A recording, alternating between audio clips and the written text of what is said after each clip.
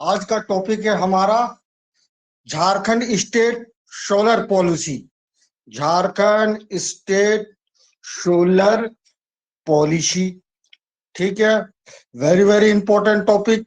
ये topic mains के लिए जरूरी है, पीटी के लिए थोड़ा सा जरूरी है और जेएसएससी के लिए भी थोड़ा सा जरूरी है।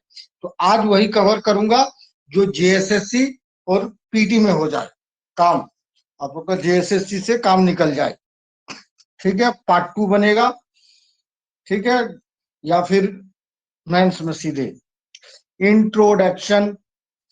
देखिए, झारखंड स्टेट सोलर पॉलिसी एक क्वेश्चन आ सकता है। पहला झारखंड स्टेट पॉलिसी कब बना था? फर्स्ट तो 2015 में। इसका कितना दूर तक था? 5 साल के लिए था। तो खत्म कब हुआ? 2020 में। 2020 में इसका पीरियड खत्म हो गया। लेकिन वही होता है ना, जब तक नया पॉलिसी ना आ जाए उसी पॉलिसी को आधार मान के काम आगे बढ़ाया जाता है, काम रुकेगा नहीं, ठीक है। तो इसका कार्यकाल 5 वर्ष तक था। इसका मुख्य टारगेट क्या था कि पूरे 5 साल में, 5 वर्ष के लिए बनाया गया था, पूरे 5 साल में मतलब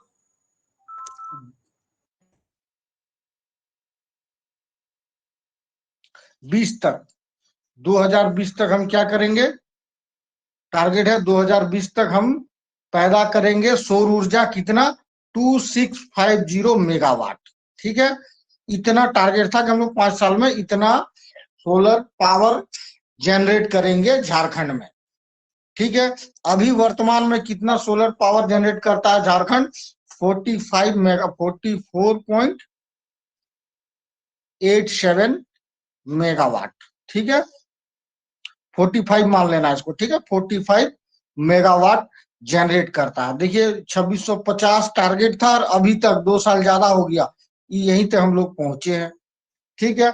मगर मतलब कह सकते हैं कि ये एक तरह से अनसक्सेसफुल ही कह सकते हैं। लेकिन ऐसा नहीं है कि 45 मेगावाट तक ही पहुंचे हम लोग।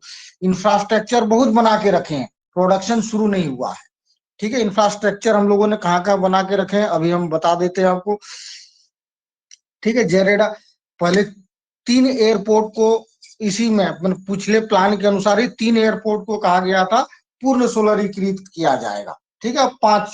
5 एयरपोर्ट सोलरीकृत किया जाएगा पुराना पूरे, मतलब 5 कौन कौन है? एक देवघर, इसी महीना इसका उद्घाटन होगा या अगला महीना हो जाएगा। दुमका बन के रेडी है, इसका भी 1-2 महीने में उद्घाटन हो जाएगा। रांची 6-7 महीने में उद्घाटन हो जाएगा, नया शुरू किया है बोकारो वाले एयरपोर्ट में। और एक गिरिडीह, गिरिडीह का कौन है? एयरपोर्ट है क्या वहां?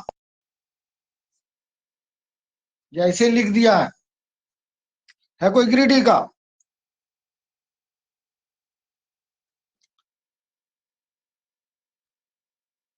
ठीक है। ये सब चीजें में जो अभी शुरू होगा तो उसी प्रोजेक्ट का है, तो बढ़ जाएगा। तो ये सब याद रखिए, कौन सा पूर्ण सोलरीकृत हुआ कोई नहीं है। देवघर और दुमका वाला अभी हो जाएगा कुछ ही दिन बाद, आप लोग खुद ही पेपर कटिंग भेजोगे ग्रुप में, ठीक है। तो ज्यादा नहीं, जितना 2015 वाले नीति का चीज है, ठीक है। जो फालतू चीज होता है, फालतू चीज उसको कैरी फॉरवर्ड अगले नीति में नहीं किया जाता है। जो अच्छा चीज है वो कैरी फॉरवर्ड किया जाता है। तो जितने भी इससे कैरी फॉरवर्ड वाला है वो 2022 वाले नीति में पढ़ लेंगे हम लोग। अब आते हैं हम लोग, अभी जो सोलर पॉलिसी बना, झारखंड स्टेट सोलर पॉलिसी 2022, ठीक है। 2022 कब तक चलेगा? 5 साल। तो 2027 तक इसका, 2027 में खत्म होगा ये, ठीक है। Very important question. वो भी 5 साल का था पुराना वाला, ये भी 5 साल का। इसमें उसमें टारगेट कितना था भाई? 2650 मेगावाट। कितना कम, क्योंकि समय के साथ बदलाव होता है। अभी देख लीजिए कितना टारगेट है, ठीक है।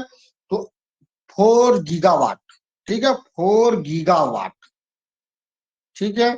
मतलब मेगावाट में लिखिए तो 4000 मेगावाट या 4 गीगावाट, इतना मतलब ये किया है, देखिए ये सब कारण क्या होता है, अच्छे पॉलिसी बनाने के लिए अभी सारे सारे स्टेट गवर्नमेंट को मजबूर कर दिया गया है। कैसे? पहले हमारे पास क्या था? योजना आयोग। अभी हमारे के पास क्या है? नीति आयोग। इसमें सबसे बड़ा डिफरेंस क्या है? ये बॉटम टू टॉप अप्रोच था, bottom to sorry top to bottom approach था, और ये बॉटम टू टॉप अप्रोच है। ठीक है, तो इसमें क्या होता है, योजना एक घर में बैठ के मंत्री लोग बना देता था, सब कोई बना देता था। मतलब कौन सा मंत्री? सेंट्रल मंत्री, सेंट्रल। इसमें हमारा मंत्री का योजना बनाने में स्टेट वाले मंत्रियों का कोई योगदान नहीं था, हेमंत सोरेन का कोई योगदान नहीं था, ना इसके कोई मंत्रियों का कोई योगदान नहीं रहता था।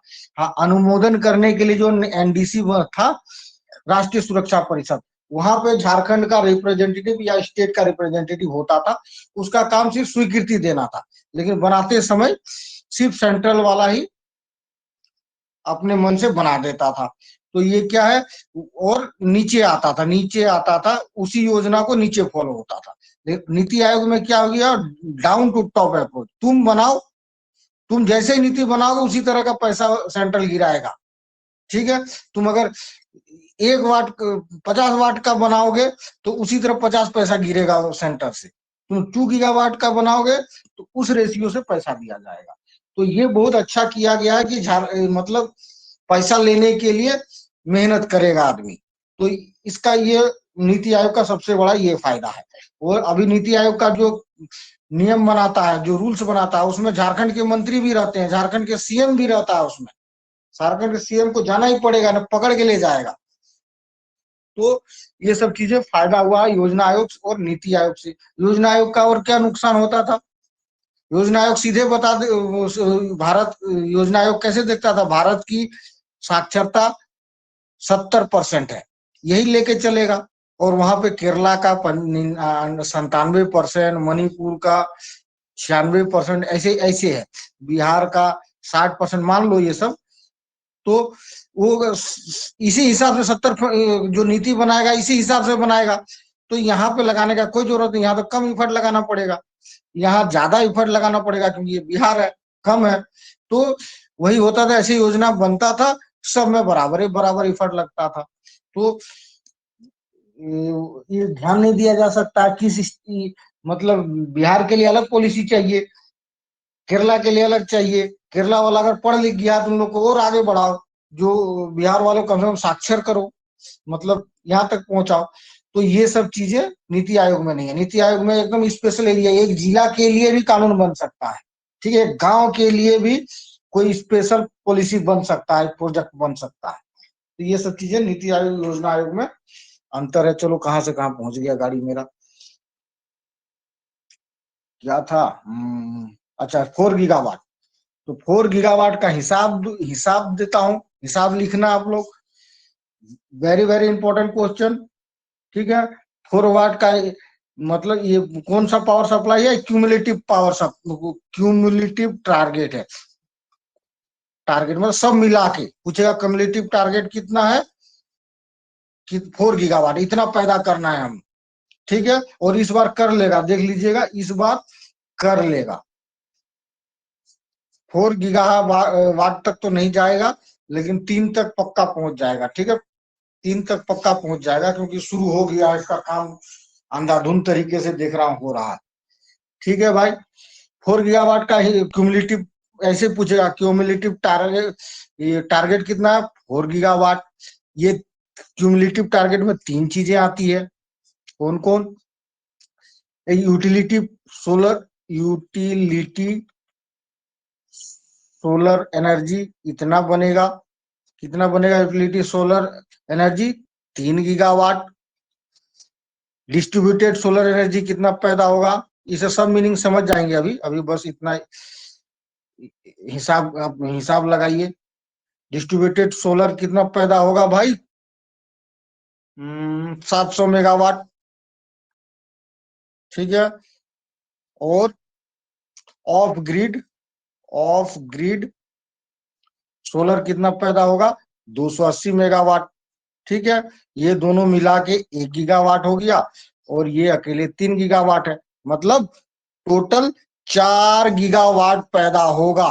और सब अलग अलग याद होना चाहिए। यूटिलिटी सोलर एनर्जी कितना होगा, 3 गीगावाट का टारगेट है। डिस्ट्रीब्यूटेड सोलर एनर्जी 700 मेगावाट का, और of grid solar energy 280 megawatt का।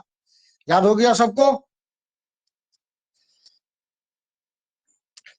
मैं मिटाता हूं और लीला बताओ, 4 गीगावाट का हिसाब दो, कहां से होगा?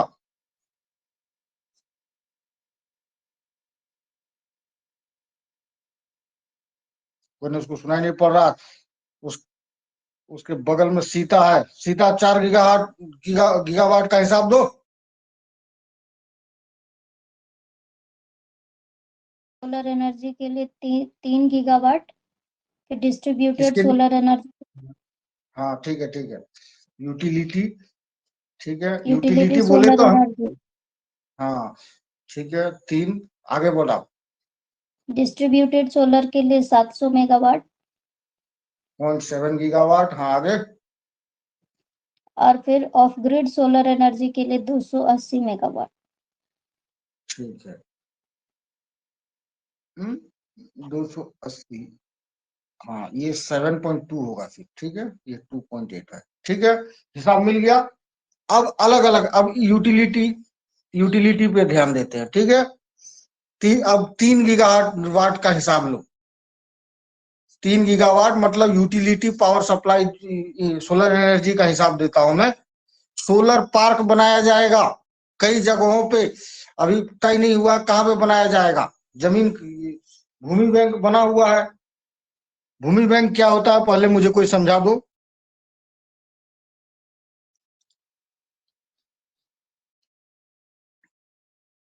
वो रोल सरकार के नंबर पास। 9 भूमि।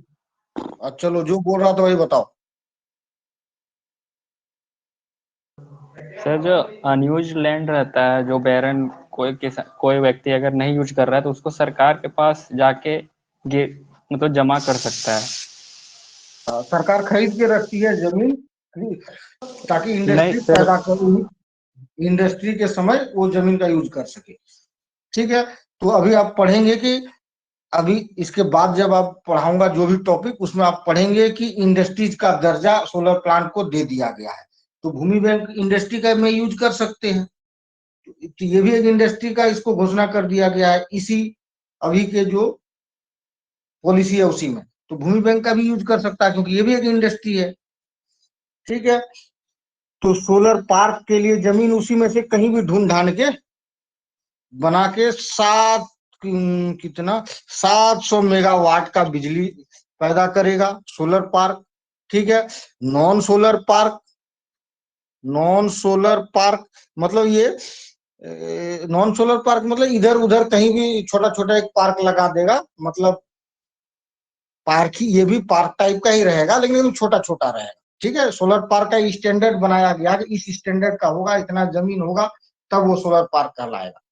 तो नॉन सोलर पार्क या रूफटॉप मतलब किसी के घर में लगा देगा, तो उसमें 1 गीगावाट नॉन सोलर पार्क से पैदा करेगा। और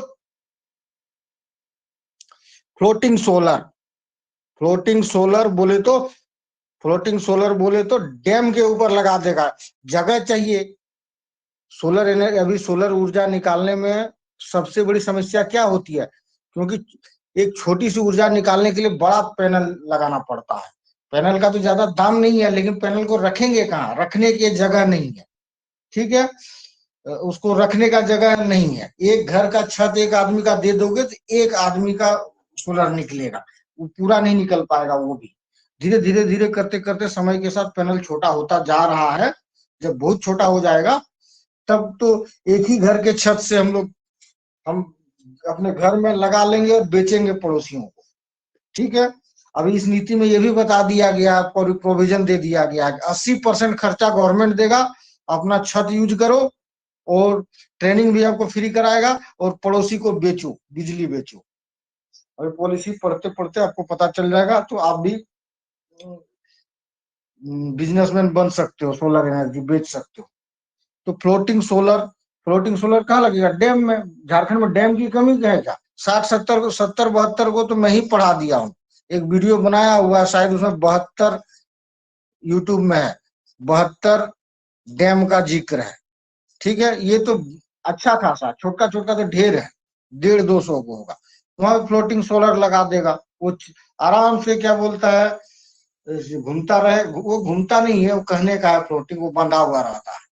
ठीक है, फ्लोटिंग सोलर बनाएगा, कितने का बनाएगा भाई? 900, इससे 900 मेगावाट बिजली निकालेगा। और canal top, canal top, canal भी है, कैनल बह रहा है। यहाँ वाला जगह खेती, यहाँ अगर ये लगाएंगे पैनल तो खेती वाला जमीन बर्बाद होगा ना, या गाय आके बैल आके इसको तोड़ देगा। तो यहाँ पे कैनल जो जा रहा है, कैनल के ऊपर से आराम से ऐसे डंडा खड़ा करो लोहे का, ऐसे डंडा खड़ा करो, यहाँ से ये कर दो। इससे फायदा क्या है? एक तो पानी का वाष्पोत्सर्जन नहीं होगा, वाष्प बन के पानी पानी बचा हुआ रहेगा। यहाँ से यहाँ तक आराम से पूरा जहां जहां जा रहा है वहां वहां पैनल ऊपर में बिछा दो। और ऐसा नहीं है, आप गुजरात जाएंगे ना, गुजरात आप जाएंगे तो लगभग सभी जितने भी कैनल है सब में लगा दिया गया। ठीक है, सब कैनल में। एक तो उसका कैनल का पानी नहीं उड़ता है, एक दूसरा फायदा, मतलब धूप लगेगा तो पानी उड़ेगा, धूप नहीं लगता है। दूसरा फायदा कि उसको जगह मिल गया। तो वही देखा देखी। अब मैं जहां रहता हूँ उसके बगल में जो कैनल है उसमें भी पूरा कम से कम 20 किलोमीटर तक लगा हुआ है। ठीक है, 20 किलोमीटर तक वो कैनल ये लगा हुआ है। तो डिफरेंट डिफरेंट एरिया में लगा हुआ है, ऐसा नहीं है कि ये पहली बार कहानी होगी। तो ये झारखंड में ये अपनाया जाएगा। बोले कैनल कहाँ है? कैनल अगर देखना है तो अजय नदी से जो बताया ना, अजय नदी का जो सिकटिया में डैम है, वहां से कैनल निकाला गया और जामताड़ा से होते हुए गुजरा है, उस कैनल में लगाया जाएगा। ऐसे ऐसे है, 6-7 है, बड़ा ज्यादा कैनल नहीं है, तो 6-7 कैनल है। तो उसमें कैनल टॉप से कितना बिजली पैदा, इलेक्ट्रिसिटी निकाला जाएगा भाई? 400 मेगावाट। ठीक हो, चलो हिसाब कौन देगा? किशोर हिसाब दे दो 3 गीगाहर्ट्ज का। 3 पार्क गीगाहर्ट्ज से ये हाँ बताओ। तो सोलर पार्क से 700 मेगावाट होगा, और फिर हाँ non solar park and roof top से 1 गीगावाट। फ्लोटिंग सोलर पार्क जो डैम वगैरह में लगेगा वो हो गया सर आपका 900 मेगावाट। और हाँ, जितना भी कैनल्स वगैरह है उसका ऊपर लगाएंगे 400 मेगावाट का। वेरी गुड, हो गया।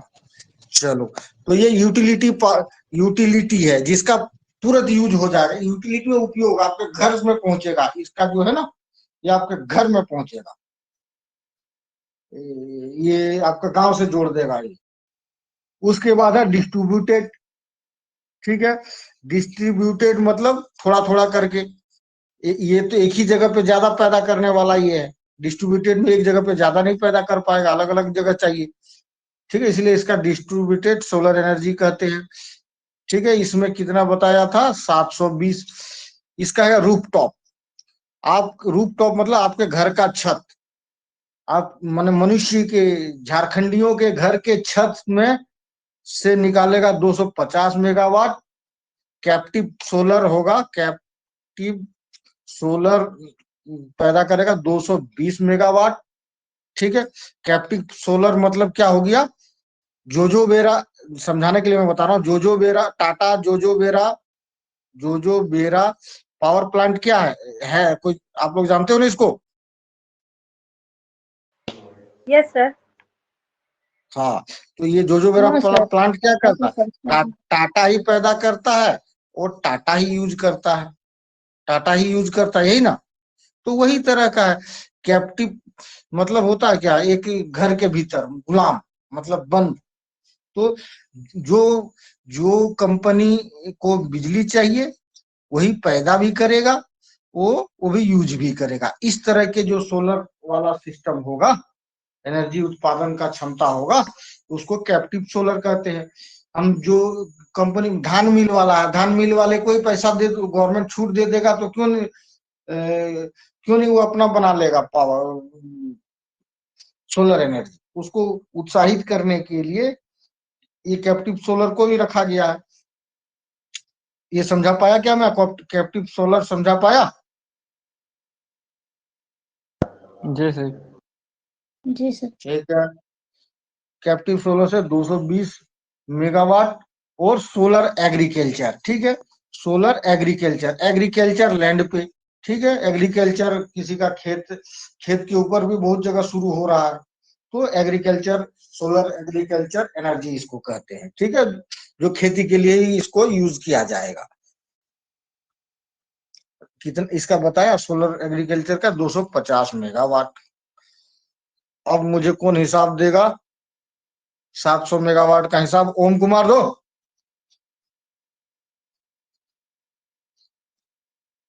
सर लिख नहीं रहे हैं बिजली के कारण सर, बाद लिखना में क्या लिख है? लेंगे। लिखना कुछ है ही नहीं। कौन हिसाब देगा? पंकज हिसाब दो। सर डिस्ट्रीब्यूटेड में 720 मेगावाट है टोटल जनरेशन, हम्म, जिसमें रूफटॉप में हम लोग 250 मेगावाट, कैप्टिव पावर प्लांट के जरिए 220 और सोलर एग्रीकल्चर के जल्दी 250। ठीक है, वेरी गुड। चलो आगे। अब of grid solar energy, of grid solar energy, ठीक है। ऑफ ग्रिड मतलब क्या होता है भाई? ऑफ ग्रिड, ग्रिड मतलब क्या हो गया? यहाँ यहाँ पूरा पावर, यहाँ जैसे ग्रिड क्या हो गया? टीटीपीएस मान लिए, तेनुघाट थर्मल पावर स्टेशन जो है, ये यहाँ पे पैदा कर रहा है, बाकी ये कहीं तक पहुंचा सकता है, ठीक है, लेकिन ठीक है, कहीं तक पहुंचा सकता है।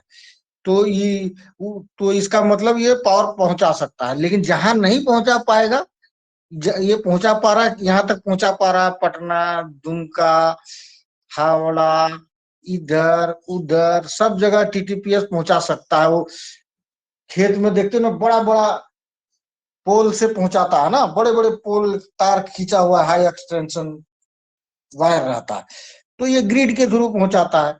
लेकिन जहां ग्रिड नहीं है, ठीक है, इसी तरह कह रहा है कि ग्रिड के थ्रू जो हम लोगों ने कैनल में डालेंगे, सोलर प्लांट बनाएंगे, वो ग्रिड बन जाएगा, उसमें हम पावर सप्लाई पहुंचा देंगे। लेकिन ग्रिड की पावर सप्लाई हर जगह थोड़े ना भी पहुंचा सकते हैं, क्योंकि ग्रिड बनाना पड़ेगा, पूरे पूरे झारखंड में उस तरह का करना पड़ेगा, ठीक है। जहां नहीं पहुंचा सकते अभी, वहां पे एक छोटा छोटा स्टेशन बनाएंगे, ठीक है, तो उसको ऑफ ग्रिड स्टेशन कहते हैं, ठीक है। ऑफ, ये ऑफ ग्रिड समझ में आया?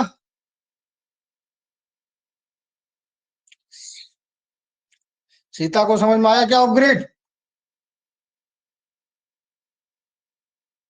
जी सर। सर जहाँ मेन पावर स्टेशन नहीं बना सकते, वहाँ अगल बगल में हाँ छोटा पावर अपग्रेड बना देंगे। हाँ, वेरी गुड। तो ऑफ ग्रिड से हम लोग कितना पैदा करेंगे भाई? 280। ऑफ ग्रिड में क्या क्या आता है? मिनी एंड माइक्रो ग्रिड, ठीक है, मिनी एंड माइक्रो ग्रिड बनाएंगे, ये भी ग्रिड बनाएंगे। एक गांव में मिनी या माइक्रो बनाएंगे, एक गांव, ये गांव है, यहाँ पे एक बना दिए इस गांव के लिए, ठीक है। या तो मिनी होगा या तो माइक्रो होगा, तो इस या दो चार घर के लिए बनाए तो माइक्रो ग्रिड होगा। तो मिनी एंड माइक्रो ग्रिड इसको कहेंगे, जिसमें मिनी या माइक्रो ग्रिड लगा हुआ है जिस गांव में, उस गांव को क्या बोलेंगे? Solar village, solar village. तो मिनी एंड माइक्रो ग्रिड या सोलर विलेज से हम लोग कितना पैदा करेंगे? 110 मेगावाट, ठीक है। आगे की हो रही non electric application of solar, non electric application, application of solar, ठीक है, या फिर सोलर फॉर लिवलीहुड, इसको कहते हैं सोलर फॉर लिवलीहुड। देखिए, हर बिजली पंखा इसके लिए हम यूज नहीं करेंगे, जो हमारे मतलब बिजली पंखा, ये इलेक्ट्रिक से जो हम लोग यूज करते हैं ना, जो मैंने बैटरी का रिप्लेसमेंट, ये मान के चलिए बैटरी का रिप्लेसमेंट, ठीक है। जैसे क्या क्या होता है, पंखा, ठीक है, खेत का जो क्रशर होता है उसको चलाने के लिए, या फिर स्टोरेज में, जो फूड स्टोरेज होता है वो सब चीज में यूज करने के लिए यूज करेंगे हम लोग। Non electric application of solar उसको कहते हैं।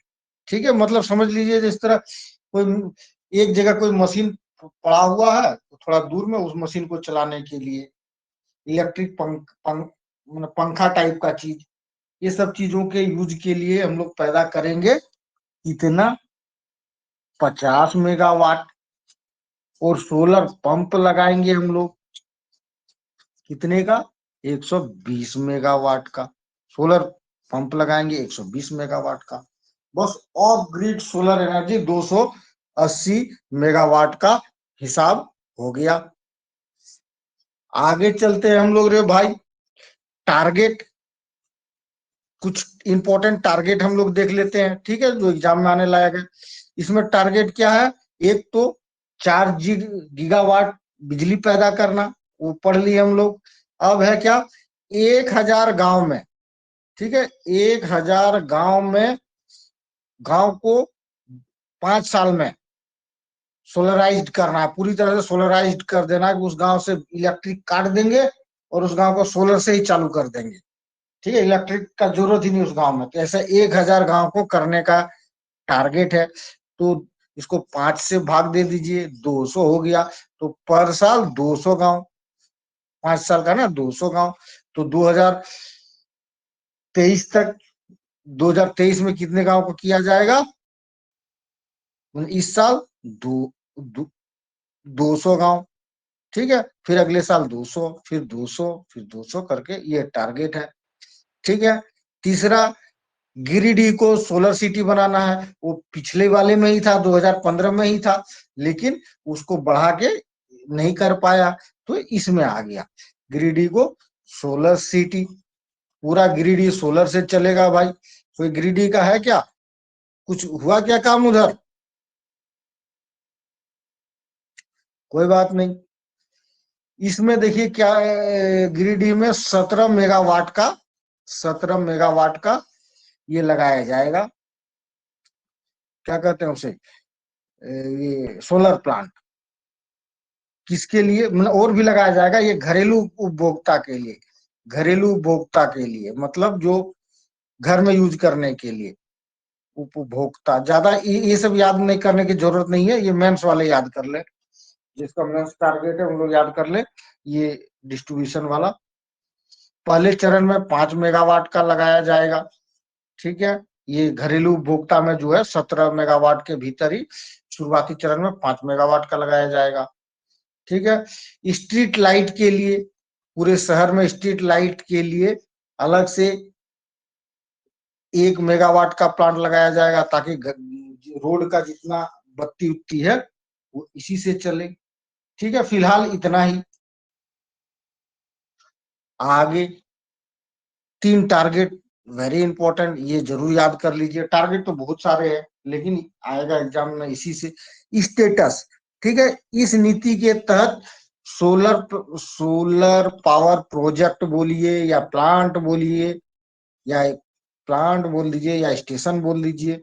ठीक है, सोलर पावर प्रोजेक्ट, प्लांट या स्टेशन को 2 दर्जा दिया गया। एक इंडस्ट्रीज का दर्जा दिया गया, जो बताएं इंडस्ट्री नहीं है तभी ना भूमि बैंक को खरीद सकता है, भूमि बैंक का यूज कर सकता है। ठीक है, अगर नहीं होता तो भूमि बैंक ले ही नहीं सकता। भूमि बैंक सिर्फ इंडस्ट्री के लिए बनाया गया, इसलिए इसको इंडस्ट्री का दर्जा दिया गया। दूसरा क्या दर्जा दिया गया इसको, मस्ट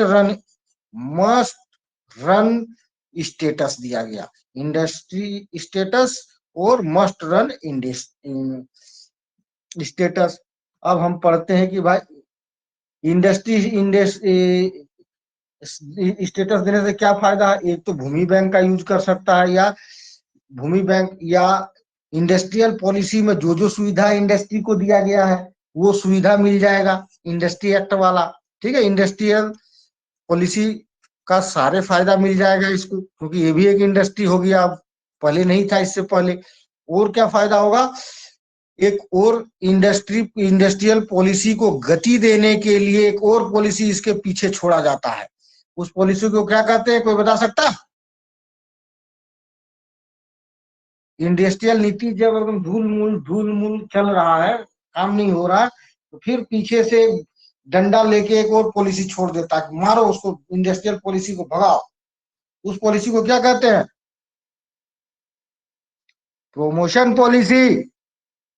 ठीक है, सारे नीति का ऐसे ही होता है। अगर क्या बोलता है, एक नीति बन गया लेकिन वो काम नहीं कर पा रहा बेचारा ठीक से, तो उसके पीछे सरकार क्या करता है, एक और प्रमोशन नीति उसी के नाम से प्रमोशन पॉलिसी खोल देता है और इसको धक्का मारता है, चलो आगे चलो आगे। तो उसी तरह अभी जो इन्वेस्टमेंट उस Jharkhand industrial and investment promotion policy 2021 में आया हाल फिलहाल। ठीक है, वो पुराना वाला प्रमोशन पॉलिसी को छोड़ देना। तो Jharkhand industrial and investment promotion policy में बहुत छूट दिया गया है। ठीक है, कि जितने भी छूट, इसको तो जो छूट दिया ही है सोलर नीति के तहत, वो उस नीति का भी सारा फायदा उठा सकता है। इसीलिए इंडस्ट्री का स्टेटस का ये फायदा। दूसरा क्या स्टेटस दिया गया, मस्ट रन स्टेटस। ठीक है, मस्ट रन स्टेटस क्या है रे भाई, एक JSERS रेगुलेशन पास हुआ है 1921 में, 2021 में। ठीक है, इसी का फायदा उठाने के लिए मस्ट रन स्टेटस दिया गया है। इसका क्या मतलब हो जाता है, मोटा मोटी मैं रफ लैंग्वेज में समझा देता हूं। मान लीजिए कि कोई आदमी एक पावर प्लांट खोल दिया है जामताड़ा में। ठीक है, और एक इंडस्ट्रीज वाला इसका खरीद रहा है। ठीक है, तो ये बेचारा सोलर पावर प्लांट है, अभी सोलर का ज्यादा विकास नहीं हुआ है, ये कभी पैदा कर पा रहा है, कभी नहीं कर पा रहा है, कभी ज्यादा हो जा रहा है। तो किसी भी हालत में इसको लेना ही पड़ेगा, इसका पावर। इसको इग्नोर ये नहीं कर सकता है कि हम कहीं और से ले लेंगे, हम कहीं और से ले लेंगे। ठीक है, इसकी सारी समस्याओं का या फिर सरकार को ने बहुत ऐसी चीजें बना चुकी है कि हम ले लेंगे। मतलब इस पॉलिसी में बहुत ऐसा चीजें हैं, नहीं कोई लेगा तो सरकार ले लेगा। ठीक है, मिनिमम तुम्हें इतना पैसा मिलेगा ही मिलेगा, क्योंकि इस प्लांट को प्रोत्साहन देना है। तो ये प्रोत्साहन ये मस्ट रन स्टेटस देगा, तभी ये फायदा इसको मिल सकता है। JSERS के अंतर्गत देखिए और किसको मस्ट रन स्टेटस दिया गया है, विंड एनर्जी को। ठीक है, विंड एनर्जी ये सेंट्रल पॉलिसी है भाई। विंड एनर्जी, भूतापीय ऊर्जा। ठीक है, और हाइडल प्लांट को, छोटे छोटे हाइडल प्लांट्स जो होते हैं उसको। नहीं तो बेचारा इतना खर्चा कोई प्राइवेट आदमी कर दिया और उसका कुछ दिख ही नहीं रहा है। मान लो कि मतलब रेगुलर सप्लाई जिसको होगा उसी से ना कोई बिजली खरीदेगा जो अच्छा सर्विस देगा। ये बेचारा किसी वजह से सर्विस ना दे पाए तो इसका पैसा तो गया, और पैसा एक आदमी का चला जाएगा तो उसको देखा देखी दूसरा आदमी कभी इस फील्ड में पैसा ही नहीं लगाएगा। इसीलिए इसको मस्ट रन स्टेटस का दर्जा दे दिया गया ताकि मस्त रहे। ठीक है, इतना दूर समझ में आया किसी को?